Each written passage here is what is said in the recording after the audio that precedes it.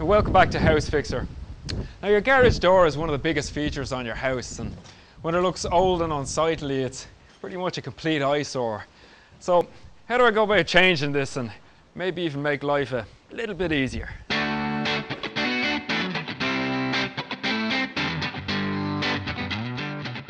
Brian, what are you finding people using garages for these days? I know traditionally it's to park the car in, but I was in a great garage and it was a pub. So what have you found? What way are people going with garages these days? Well, they could be used for anything, not just parking cars. People use them as gyms, or they use them as an office or a playroom, next room in the house.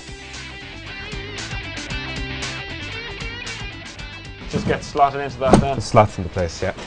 That's Alright, it. that's slotted in now anyway. That's slotted in now, yeah. You're all set up. Okay, Yeah. cool. So next section, then we have the glaze section on top. So you can get them with it without glass. You make it sound so easy. It is easy. Now, how long are you looking at typically for an installation? For an installation, it depends. A replacement job like this can take about, really, you could call it a day's work. But a typical installation would be about 2 to 3 hours. About 2 to 3 hours? Yeah. So For a manual door. No, you can tilt it forward. the average, Tilt it forward, yeah. That's it. for your average single door then, from start to finish, it's done in the day.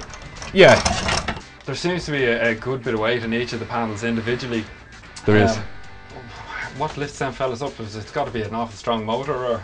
Well, the motor actually doesn't do all the work. All the motor does is move the door up and down. So it's the spring that lifts the door up and down. So it's called a counterbalance system. Sure. So when we're finished, we've everything set up, we're going to wind up that spring. That's tightened onto the shaft, and the shaft turns the drums and turns the cables and lifts the door up and down. Now, what are you looking at? Like, I know putting a big steel door on a garage.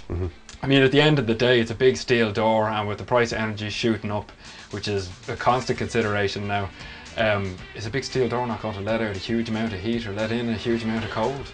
In fact, it does the opposite, because even though the door is constructed of galvanized steel and with a polyester coat in it, it's actually a sandwich construction. So you have steel, polyurethane insulation, and another layer of steel inside. So it's completely sealed all the way around as well on the exterior, and there's a bulb sealed across the bottom. The glazed ones then will come with double glazing. Right. It keeps in the heat as well, So Very they're completely airtight, and there's a thermal break in between all the sections and a seal between all the sections.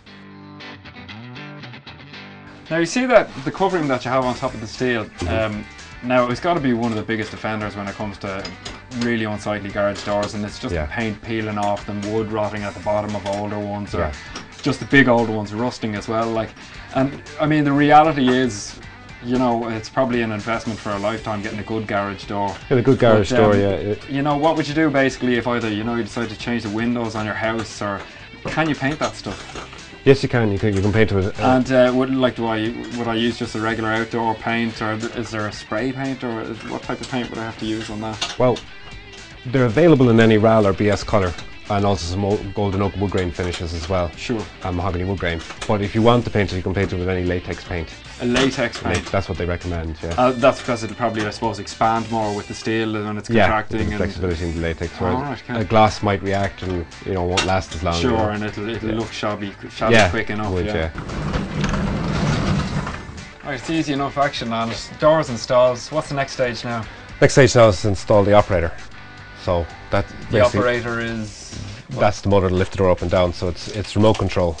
Okay. Now, just say for example, I was out and didn't get back from a journey till 3 o'clock in the morning. If there's a big noisy motor in my garage, surely that's going to make a lot of noises. Like garage doors are traditionally noisy, creaky fellas. So in the middle of the night, it's not the time to open them.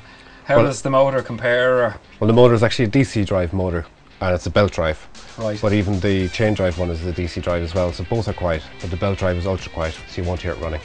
All right. Okay. Virtually silent, Brian, regarding the safety element of the door, if you set the door to close and you're driving off down the driveway and a child perchance ran into the garage, are there any kind of safety mechanisms that are set up for that? It's potentially extremely dangerous, isn't it? Well, with this operator, with the Silent Max, when we set it up and set the bottom limit, the top limit, it learns the torque needed to close the door and to open the door. So if it feels a resistance, so if it feels any change in torque or any change in resistance, it'll reverse. And it'll be sensitive enough, would it? Very sensitive, yeah. Right, Brian, can I see this fella in action, sir? Sure, there's the remote control.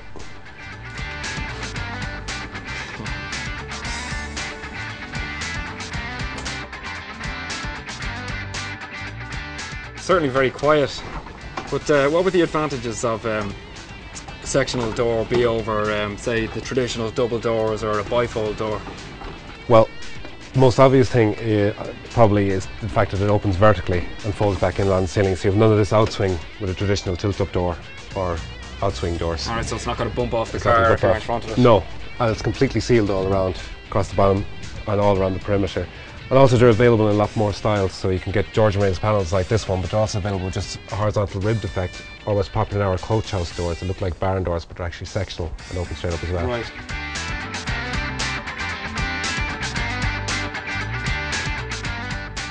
There is, to say the least, a slight difference in the older technology. Substantial difference between the older technology and... But tell me this much, because it's a motorised door and the older one wouldn't be, what would be to happen if your motor broke down for one reason or another? Would you be trapped outside your garage? No, if you don't have access through a side door, you can always get into the garage with via an emergency disconnect key, which we fitted to the top section on this door. So you'll never be locked out, even if your electricity goes. So at the end of the day, I still have a key I can put in the door? You still have a key, you can still get in, yeah. Okay, and what are we going to do with this fella? Well, we take them all away. So every replacement job we do, it's all part of the service. We take away the old door and the old frame and dump it further. Okay, no cleaning up for me then? No cleaning up for you. I always not like after to us. hear that. You're a gentleman, thanks a lot. Thanks very much.